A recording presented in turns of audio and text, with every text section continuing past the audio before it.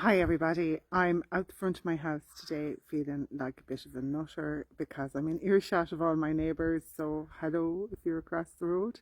Um, but I thought after the cat I set among the pigeons with my woody Hebes, I thought it might be no harm if I did a little bit about Hebes.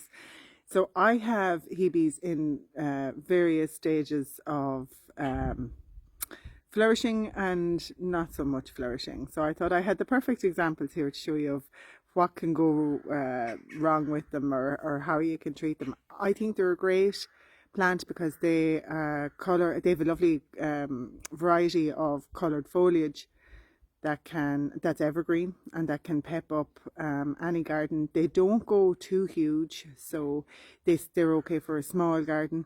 They're reasonably hardy, so that's hardy for Ireland, but not if we have a mega bad winter. Mine have survived all the recent ones, but that really harsh one about 15 years ago that we had, for those that remember, that would be too much for them. So so somebody a bit further north of me, which is in the middle of Ireland, you might want to, think about where you're putting them, keep them in a sheltered spot or in pots or something. But look, they're evergreen, which is something to be welcomed. They're kind of small and they're lovely colours, so they're not without their kind of great advantages. So I'm using this gimbal thing again today. Cue the technical disaster.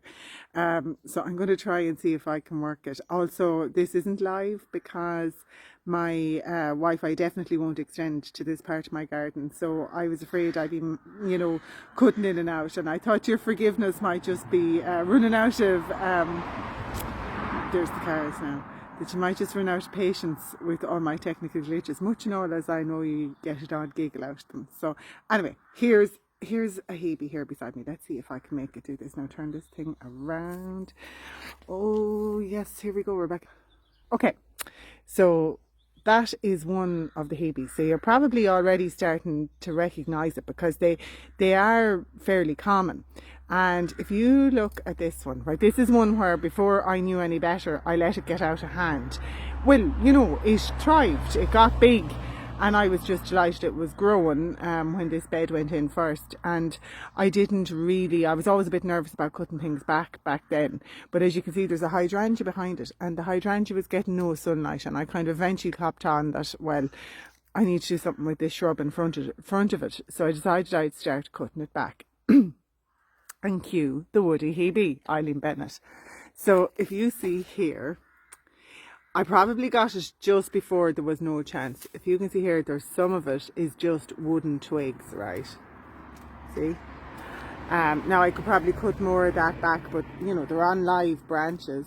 They're not dead branches. There are other live bits, and if I can never make it go any smaller than that now, so I have to be really vigilant. I've got it that far. That's as small as I can make it, which it's like fine. There's nothing wrong with it, but if I cut it any harder back, it will just be all twigs. It won't keep growing. So an awful lot of shrubs are like that inside they're not all leaves the whole way through. The leaves are only at the top of the branches, and inside they're just a warren of little branches and stems for wildlife to live around, so so that's what I'm talking about, a woody Hebe. This one was just, I think, at the brink of, if I had left it another year, I probably would have made a total mess of it. So it's probably going to be grand. The other thing that's nice about them, they actually have lovely flowers on them in the summer. Now, I know you have lots of stuff going on in the summer, but still, they're nice. That guy has little purple ones. They're lovely. So that's one, right? Now, I'll just bring you over here. Here's another darker one. See what I mean about the different colours now? Hopefully my little gadget is going to play ball. So that's only a new one. I have given it a bit of a trim.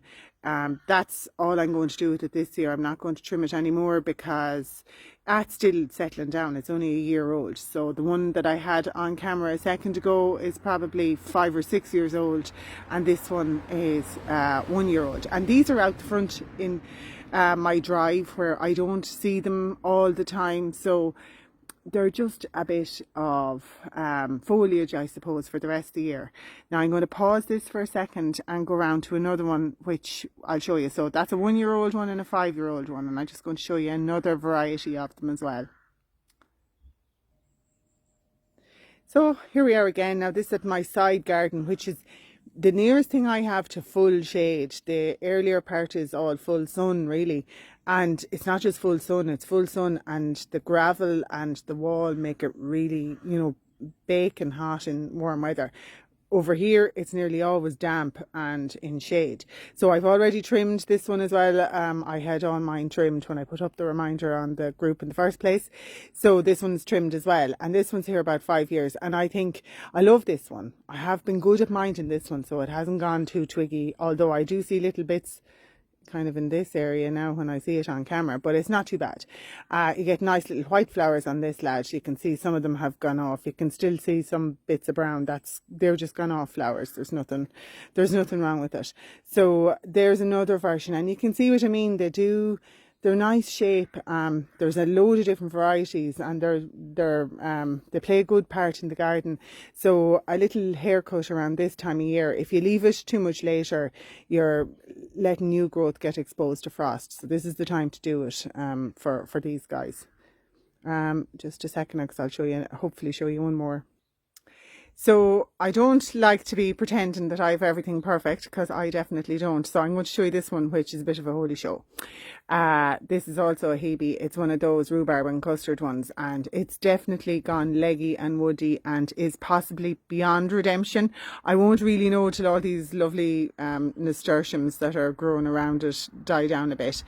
What I think I did wrong with this is a couple of things. First of all, I plant the nasturtiums in this bed every year. Well, I don't plant them so much as the nasturtiums plant themselves. They kind of keep seeding themselves, and that's great. I love them because they're so bright and cheery, and I actually love the shape of those leaves as well. They're like saucers. I just think they're very pretty, and like they're ground covers, so they make the bed look a lot more full than it is, which is all fine and dandy. And you'll be saying to me, well, sure, what's the problem, Rebecca? Can't we just put nasturtiums everywhere?